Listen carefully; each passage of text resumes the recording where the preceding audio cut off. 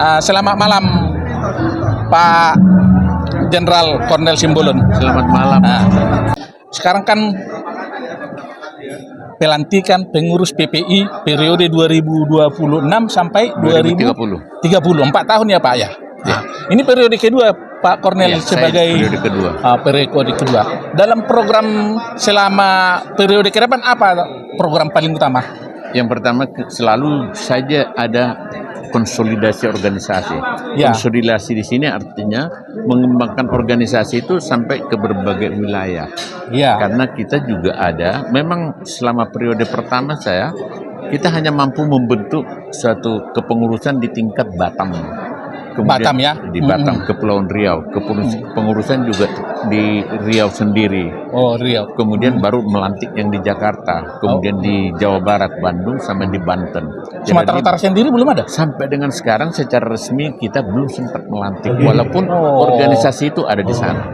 Karena alasannya waktu kepengurusan saya mulai 2018 itu di 2019 terus COVID sampai dengan 3 tahun. Gara-gara ada kendala COVID ya. Walaupun orangnya sudah memang kita siapkan.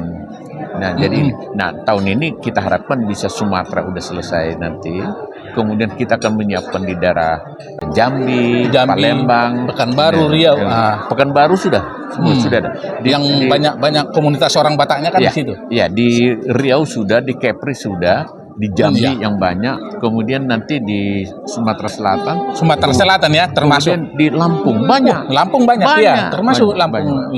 Jadi inilah yang perlu kita sekaligus menyegarkan. Kita berkewajiban sampai ke tingkat DPD provinsi, provinsi yang melanjutkan ke bawah. Ini Pak Kornel, sekarang kan tidak bisa menutup mata. Terjadi sekarang ya namanya perbedaan prinsip atau perbedaan friksi lah di antara Parna itu sendiri. Tetapi saya lihat PPI pusat tetap teguh menjalankan roda organisasinya untuk menyatukan kembali marga-marga yang berbeda pendapat ini. Pendapat Bapak? Gini, jadi perbedaan itu selalu saja ada. Hampir di seluruh marga-marga, jangankan di lingkungan Parna. Lingkungan marga itu sendiri pun banyak sekarang akibat perbedaan-perbedaan, misalnya dalam menentukan siapa tangan, hak kesulungan ya, hak kesulungan itu menjadi salah satu ciri yang paling menonjol.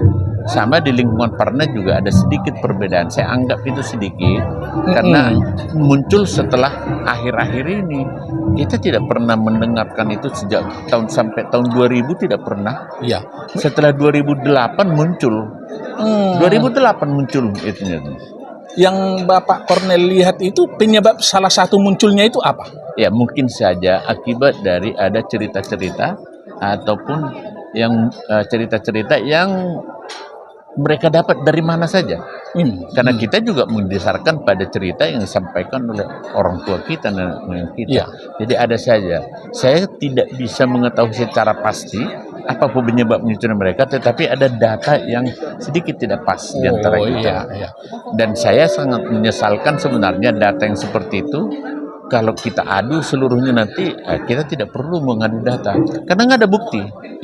Namanya sejarah itu susah dibuktikan. Legenda 200-300 tahun yang lalu sampai 600, sekitar 600 tahun yang lalu. 600 tahun yang lalu membicarakan sesuatu yang ada. Nah, langkah Pak Kornel apa itu?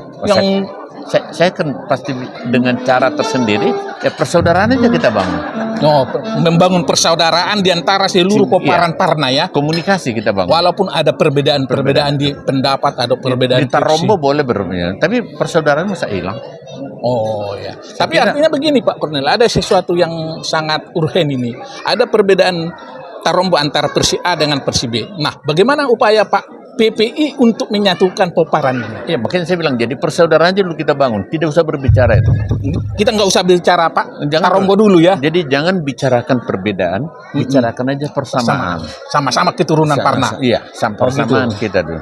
Lalu persamaan juga dalam hubungan kehidupan sehari-hari banyak persamaan kita. Jadi kalau kita komunikasi kita sehari-hari bagus, jangan bicarakan Tarombo supaya bisa ketemu. Kalau itu yang kita bicarakan tidak akan ketemu. Karena masing-masing akan mempertahankan itu ya. Biarlah waktu nanti mengajari. Gitu ya. Oke, terima kasih Pak Kornel. Demikian wawancara kami dengan Ketua Umum Parna Indonesia Bapak Letnan Jenderal Purnawirawan Kornel Simbolon. Terima kasih. Terima Sampai kasih ketemu. seluruhnya. Sampai ketemu.